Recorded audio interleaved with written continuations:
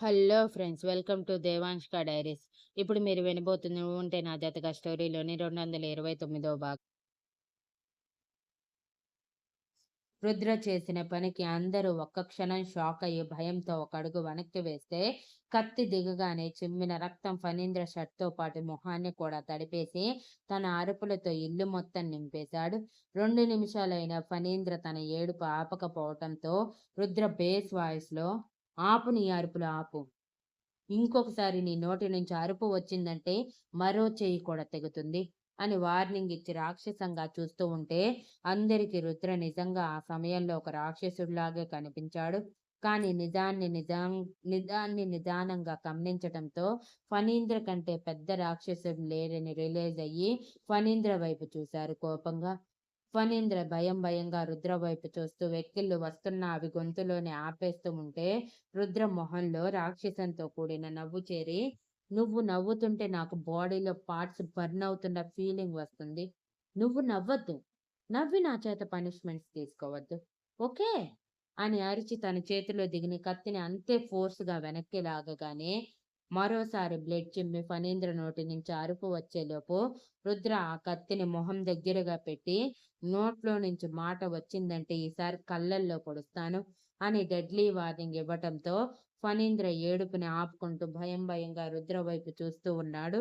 అప్పటి వరకు రుద్రని తక్కువ అంచనా వేశాడని ఈజీగా అర్థమైపోవటంతో, ఎందుకు నవ్వావు అని అడిగాడు రుద్ర. ఫణీంద్రకి బాధతో మాట రాక ఏడుస్తూ చేతి వైపు చూస్తూ ఉంటే రుద్ర సీరియస్గా, అక్కడ ఏమీ కాలేదు. నువ్వు చేసిన దారుణం కంటే నేనేం పెద్దగా చేయలేదు, కానీ నోరు తెరిచి ఎందుకు నవ్వావో చెప్పు అని అడిగాడు సీరియస్‌గా.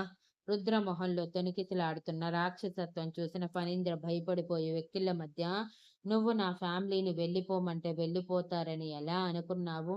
నేను ఎంత రాక్షసుడినైనా వాళ్ళ రక్తాన్ని కాబట్టి నన్ను వదిలేసి వెళ్ళరు. తప్పకుండా కాపాడుకుంటారు. అది నీకు తెలియక వాళ్ళని పంపించాలి అనుకున్నావు. నీ వెర్రితనం చూసి నవ్వొచ్చింది అని నవ్వాను అని అనటమే రుద్ర తను పొడిచిన ఫణీంద్ర చేతి మణికట్టు దగ్గర పట్టుకొని గట్టిగా ఒత్తుతూ, మరి ఇప్పుడేమనిపిస్తుంది అని అడిగాడు. ఫణీంద్రకి నొప్పికి అరవాలనుకున్నా అరిస్తే ఇంకా ఎక్కువ నొప్పి ఇస్తాడని భయపడి, వాళ్ళు వెళ్ళినా వెళ్ళకపోయినా నువ్వు నీలాగే ఉంటావని అర్థమైంది. ప్లీజ్ నా వయస్సును చూసైనా నన్ను వదిలేయ్, లేదంటే పాపం తగులుతుంది అని దీనంగా ఏడుస్తున్న కళ్ళతో అడిగాడు. ఆహా! సేమ్ ఇలానే 25 సంవత్సరాల క్రితం నిన్ను ఇంతే బ్రతిమిలాడి ఉంటారు కదా శాంతి గారి భర్త తన బిడ్డ విషయంలో. మరి నువ్వెందుకు రాక్షసంగా ప్రవర్తించావు? అభశుభం తెలియని పసిపిల్లని చంపేసి అంతటితో ఆగకుండా దారుణంగా శాంతి గారి భర్తని చంపేసి ఆవిడికి నిలువ నీడ లేకుండా నరి రోడ్డు మీద దిక్కు ముక్కు లేకుండా వదిలేశావు. మరి దానికి ఆవిడ ఎంత బాధపడి ఉంటుంది? సరే, అది వదిలేసినా అప్పుడే పుట్టిన బిడ్డని అసలు వాళ్ళకి పుట్టింది అని కూడా తెలియకుండా వాళ్ళ నుంచి దూరం చేసి చంపేయాలనుకున్నావు. మరి వాళ్ళకి తెలిసాక వాళ్ళ బాధ వర్ణనాతీతమని తెలియదా? అది కూడా నీ సొంత అన్నా వదినల విషయంలో చేశావు. తప్పనిపించలేదా? సరే, అది వదిలేసినా నీ కళ్ళెదురుగా పెరిగిన నీ బిడ్డతో సమానమైన శృతి మనసుని నీ ఇష్టానికి వాడుకొని, తనని ఒక వస్తువులా అనుకొని తన జీవితాన్ని నాశనం చేయటానికి చూశావు. పొరపాటున శ్రీధర్ శృతి జీవితంలోకి రాకపోయి ఉంటే, ఈరోజు తను ఈ భూమి మీద ఉండేది కాదు కదా! మరి తన విషయంలో పాపం అనిపించలేదా? ఇది కూడా కాదనుకున్నా. నీ తోడబుట్టిన అక్క చావుకి కారణం నువ్వు ఎలా అయ్యావురా? ఆ ఇంటి ఆడబిడ్డ ఏడుపుకి ఎందుకు కారణమయ్యావు? నన్నెందుకు నా తల్లిదండ్రుల నుంచి దూరం చేశావు? అది పాపం అనిపించలేదా? అని ఆవేశంగా అడిగాడు రుద్ర బేస్ వాయిస్‌లో.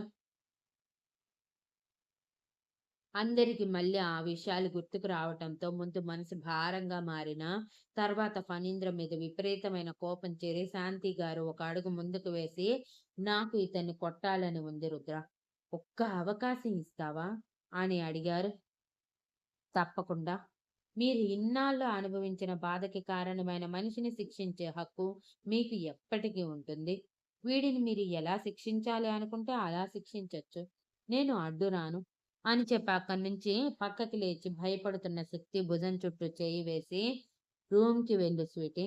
నువ్విక్కడ ఉండి ఇవన్నీ చూసి స్ట్రెస్ ఫీల్ అవ్వటం నాకస్సలు ఇష్టం లేదు అని శృతి వైపు తిరిగి, నువ్వు నా స్వీటీని తీసుకొని నా రూమ్‌కి వెళ్ళు. తనని జాగ్రత్తగా చూసుకో అని అన్నాడు. శృతి కన్నీళ్లతో తల పైకెత్తి అలాగే అన్నట్టు తల ఊపి శక్తిని తీసుకువెళ్ళటానికి ముందుకు అడుగు వేయగానే, శక్తి రుద్ర వైపు చూస్తూ వెళ్ళను అన్నట్టు తల ఊపింది. రుద్ర షార్ప్‌గా శక్తి వైపు చూడగానే, రుద్ర నిర్ణయం తీసేసుకున్నాడని అర్థమై ఇక తప్పదన్నట్టు శృతితో పాటు కదులుతూ, మరీ ఎక్కువగా హింసించకండి రుద్రగారు. ఎంతైనా తను కూడా సాటి మనిషే కదా! అని చెప్పి వెళ్ళిపోతే, రుద్ర వెళ్తున్న శక్తి వైపు ఒక్క క్షణం చూసి శాంతి గారి వైపు తిరిగి ఎలా కొట్టాలనుకుంటున్నారు? అని అడిగాడు.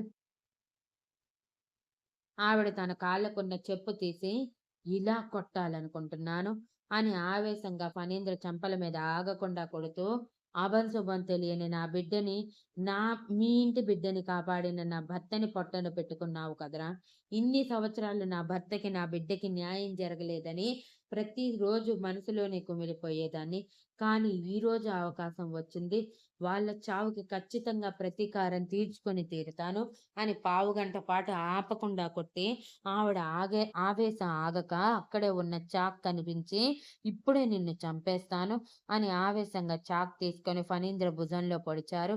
అది ఆపటానికి అందరూ ముందుకు అడుగు వేసేలోపు శక్తి గారి పొడవటం జరిగిపోయి ఫణీంద్ర గారి నోటి నుంచి అమ్మ అన్న అరుపు గట్టిగా వచ్చింది. రుద్ర మాత్రం ఏమాత్రం పట్టించుకోకుండా రాయిలానే నిలబడి చూస్తూ నిలబడి జరిగేది చూస్తూ ఉన్నాడు. ఆవిడ ఆవేశం ఆగక మరోసారి పొడిచేలోపు ఆనంద్ గారు ఆపి, వాడిని చంపి నువ్వెందుకు పాపం మూటగట్టుకోవటం తల్లీ? ఇలాంటి వాళ్ళని ముట్టుకున్నా పాపమే.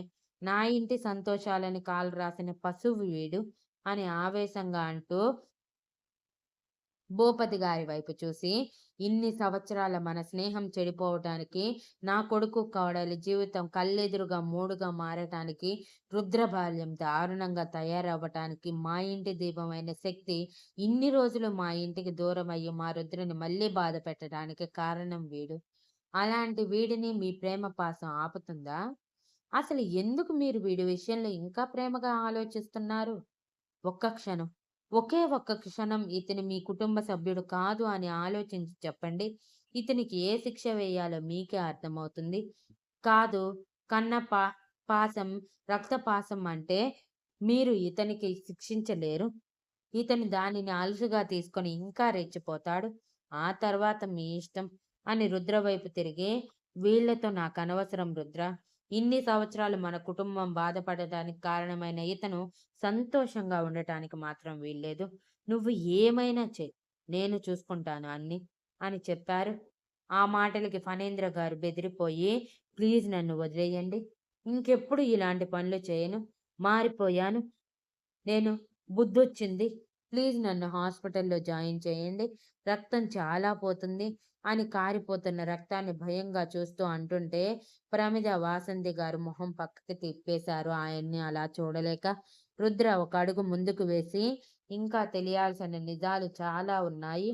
నువ్వు ఎలా మా అమ్మా నాన్నల్ని శారీరకంగా కలిపి పెళ్లి పీటల మీద పెళ్లి ఆపేసి, మీ అక్క చావుకి కారణమయ్యావో తెలియాలి అని సీరియస్‌గా అడిగాడు. Thank you for listening and please like, share, comment and subscribe.